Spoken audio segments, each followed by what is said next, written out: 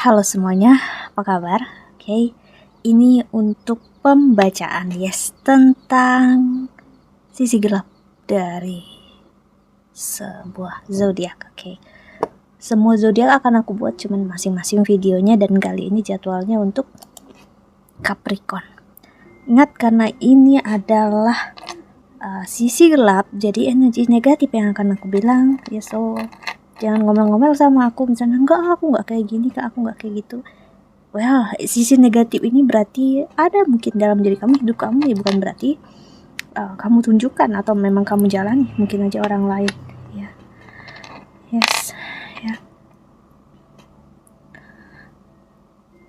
Karena ya setiap orang punya jalannya yang berbeda-beda.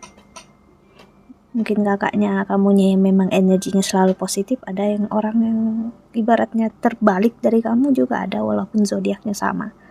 Okay, so Capricorn, sisi gelapnya Capricorn itu adalah satu, pasif agresif. Ya, pasif agresif itu cukup mudah tertrigger emosinya dan mudah untuk meninggalkan sesuatu hal yang buat dia sakit hati. Oh ya udah, itu nyakitin aku, cewek aku, ya udah, aku nggak mau pikirin, aku nggak mau, ya udah, that's none of my business.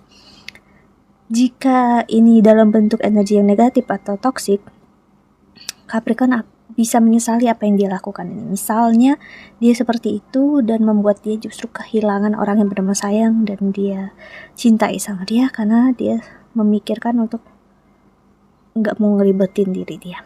Padahal itu sisi gelap, sisi negatif seorang Capricorn yang malah membuat diri dia terlihat petty. Ya, petty itu gimana ya bahasa Indonesianya, itu kayak apa ya? Mana sih? Pokoknya orang yang ngesalin terus kayak, aku nggak mau sakit hati, aku nggak mau kecewa gitu ya. Yes, picik. Nah itu, picik itu kayak kamu nyakitin aku, ngecewain aku nggak biarin, ya udah kamu nyakitin gitu. Ada energi yang meremehkan, that's it.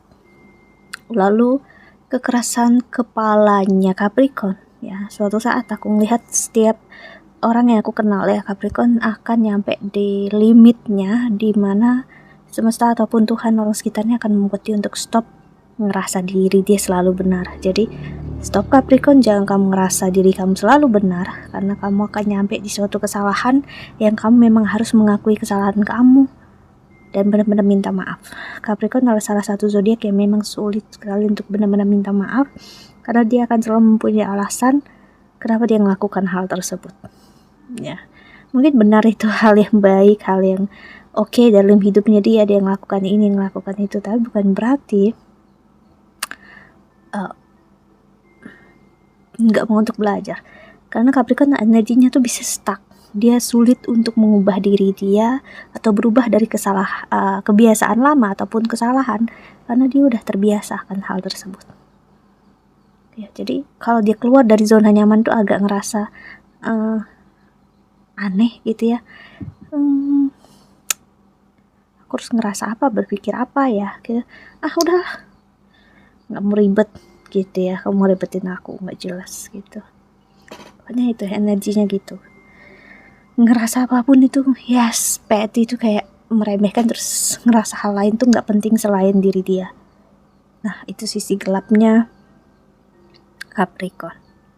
Itu yang terkadang menyakiti pasangannya atau orang sekitar dia, yang kayak ngerasa kenapa dia jadi terlihat orang yang gak berpikir tentang perasaan kamu, emosi kamu hanya mikirkan emosi kamu sendiri Capricorn, dengan aku kan ngerasa ini, berpikir ini gitu, bla bla bla. Tapi saat kamu mengucapkan, berkata hal tersebut terhadap pasangan kamu, apakah kamu menyadari pasangan kamu juga kecewa dengan kata-kata kamu atau perilakunya kamu di sini? Dan ini membuat Capricorn akan sulit mempertahankan hubungannya selama dia masih mempertahankan keegoisannya.